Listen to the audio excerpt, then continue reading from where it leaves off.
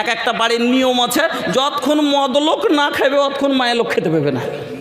আমি খামি কোটা দেখাবো আপনাকে, বেশি আমার লম্বা চড়া সময় নেই যে আপনাকে 2 ঘন্টা 2.5 ঘন্টা বলবো। দেখেন, এক একটা বাড়ির নিয়ম আছে, এখনো প্রথা আছে, যতক্ষণ মদ লোক না খাইবে অতক্ষণ মায়ের লোক খাইতে বসতে পারবে না, চাহে ফজরের আজান হয়ে যায়। এবার ভাত রান্না করে নিয়েছে, তারপরে কইছে উঠ না রে সেতাবুর উঠ, আর ওই সেতাবুর খালি চোখ কচলাইছে, আর একবার এ মনে গোলটিছে, একবার ও মনে গোলটিছে, এই করতে করতে তখন আরেকবার কইছে উঠবি তো, উঠ না তো আজান দিয়ে দিলে। তারপরে তখন উঠলো, উঠে তখন তারপরে লোটা লিয়ে আবার তখন গেল, তারপরে আসবে দিয়ে খাইতে টাইতে। এবার ওর খাওয়া হয়নি, এদিকে আজান হয়ে গেল।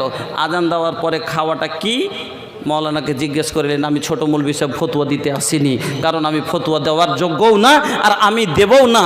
কারণ কিন্তু আল্লাহর কালাম খানটাকে খুলে দেখেন, আর ভালো করে টাইমটাকে আপনি রিসার্চ করে ভালো করে দেখেলেন। উন্নত মানের যুগ আছে, সাহারি আজান হওয়ার পরে খাওয়া চলবে কি চলবে না, এটা ভালো করে বড় আলিমের কাছে জিজ্ঞেস করলেন। আমি যদি এখন বলে দিই যে আপনার খাওয়াটা ভুল, আমি নিজের চোখে দেখে বলছি। একটা কিছুদিন হলো এই গত রমজানে আমি একটা ফজর রাখতে মানে সাহারি খাই, এটা আমি যদি যাচ্ছি একটা অটো ভাড়া করতে কাজ কোনো জায়গা যাব, তো দেখছি যে তখনও উঠি, তারপরে উঠলো দিয়ে গেল আজান হয়ে পরেও খাইতে বসলো।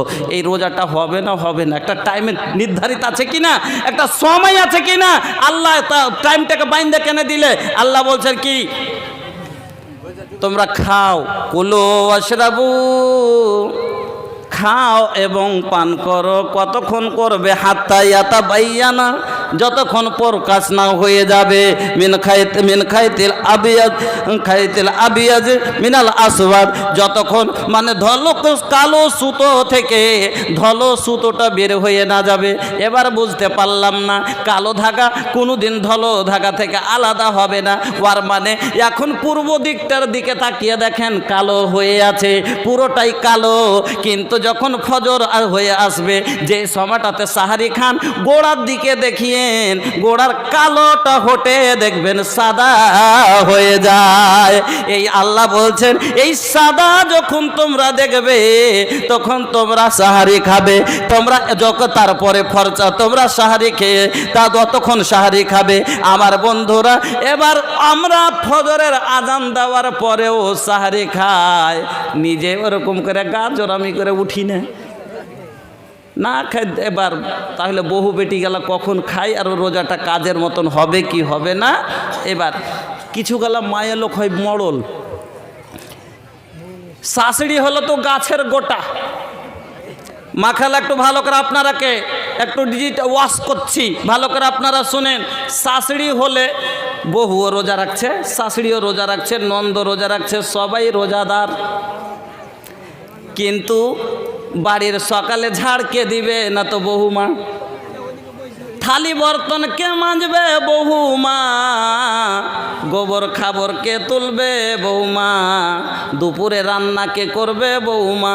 আল্লাহ রে আল্লাহ, এমন এমন গীতাইন আছে বাড়িতে, মাগো আল্লাহর কাছে রোজা রেখে নেকি পাবে না, হিসাব টানতে হবে। এমন এমন গার্জেন আছে, আমার মা খালারা আছে, ফজরের টাইমে বহু বেটিরা যখন আমার বউরাও রোজা রাখে পুরা দিন, তারপরে যখন রোজাতে এবার শাশুড়ি হলেও আর কোনো কাম নাই, সব কাম হলো বহুর, সব কাম। বেটিটাকে বলবে না যে কর, বেটি হলে ওকে রোজা লেগে গেছে, ছুরিকে হার রোজা লেগে গেছে, ছুরি এদিকে গড়া আছে, ও ওদিকে যার করে শাশুড়ি তখন একবার ও দেখেন কতখানি ভুল। ফজরের নামাজের পরে শাশুড়ি আপনার ফজরের নামাজ পড়ার পরে ঘুমিয়ে গেল, বেলা 8টা ভোর, ওকে তো কেউ জাগাইবার নাই, গোবর তুলতে কইতে পারবে না, ও আপনার নিনটা আনছে। আর ফজরের নামাজের পরে ঝাড় বউকে দিতে হলো, ঘুম পাইবে। তারপরে গোবর বহু তুললে, তারপরে তখন থালি বাসন মাঞ্জা ঘুষা করে ফের একটু, যার 3টে 4টে ছেলে আছে, কত কষ্ট জানেন।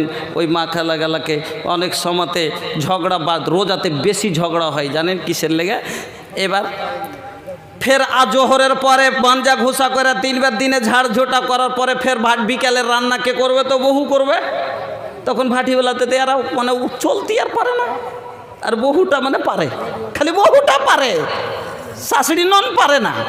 এবং মাগরিবের পরে খাওয়া দাওয়া হয়ে গেছে, আল্লাহ হুসমাদ একটু দয়া করতে মায়া করতে হবে, যেটা বহু তো ভাল লাগে একটু মহব্বতে। ওই সমাখানে ওই তখন বহুটা একলা একলাই কাজ করছে, ছেলে রাইতে কাঁদছে, রান্না করছে, শাশুড়ি শুইতে শুইতে করছে, আর তুই ছেলে লে কোলে করে রাঁধছে। ওই শাশুড়ির ওপরে ময়া হবে জীবনে? হবে না। ওই শাশুড়ির ওপরে নেকি তো ডাবল পেয়ে যাবে বহুটা, কিন্তু শাশুড়ির ওপরে ময়া জীবনে হবে না, নন্দের ওপরে জীবনে ময়া হবে না। কেন হবে না? যে ওই বাচ্চাটাকে নিয়ে কত কষ্ট করছে, রাঁধছে, আর ওরা সবটি মিলে ঘুমাইছে। তারপর যদি ঘুম এসারের নামাজের পরে কোনো রকম তারাবি পড়ে যদি ঘুমালছে, একটা কইছে একটু পরে একটা কইছে মাগে মুদ বগে, আধ ঘন্টা হয়নি একটা কইছে মুদ বগে, একে উঠিয়ে যদি নিয়ে গেছে, এক আইসার করে ফের একটু নিয়ে কোনো রকম চোখটা লেগে গেছে, আর একটা কিছু গরম লাগছে গে, বাতাস কোনো গে, লাইন পালিয়ে গেছে, ফের ওকে বাতাস ঝোলাইছে। আর একবার তখন কইছে সুত না রে, সুত না হাগে যে ফের উঠতে হবে রে, সুত না রে, সুত খানিক হয়নি। আর একটা ওইটা কইছে হাগু। তিনটে চারটে ছোট ছোট বাচ্চা, একটা পেচ্ছাপ করব, একটা পায়খানা করব, একটা মশা লাগছে, একটা গরম লাগছে, এই করতে করতে রাতে 11টা পার হয়ে গেল। 12টার পরে একটু যখন বাচ্চাটি ঘুমালছে, তখন একটু ঘন হয়ে ঘুমটা এসেছে। একটাতে এবার আজান হয়ে গেছে, মানে কি ডাক হয়ে গেছে, ডাক দিয়ে দিয়েছে, এলান হয়ে গেছে যে সাহারি রান্না করতে উঠো।